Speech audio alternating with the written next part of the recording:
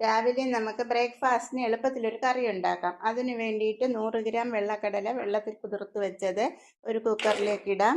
അതിലേക്ക് നമുക്ക് ഒരു ഉരുളക്കിഴങ്ങ് ചെറുതായി അരിഞ്ഞത് ചേർക്കാം, ഒരു ക്യാരറ്റ് ചെറുതായി അരിഞ്ഞത് ചേർക്കാം, ഒരു തക്കാളി ചെറുതായി അരിഞ്ഞത് ചേർക്കാം. അതിലേക്ക് ഒരു 3-4 അല്ലി വെളുത്തുള്ളിയും അല്പം കരിയാപ്പിലയും ചേർക്കാം.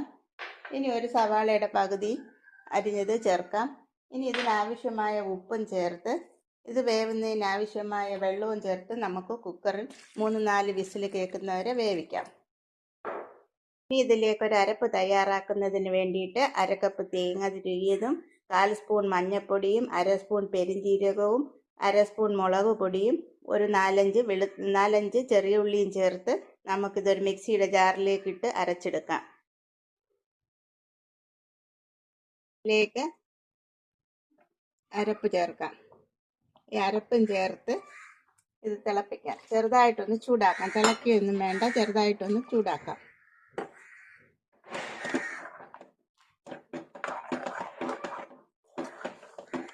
ചൂടാക്കി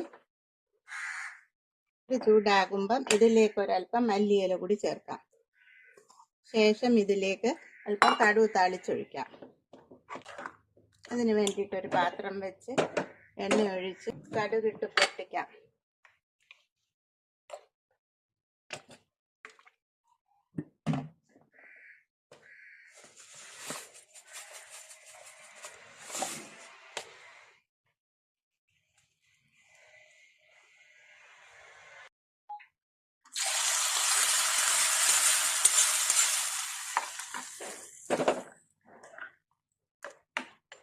അങ്ങനെ നമ്മുടെ കറി റെഡി.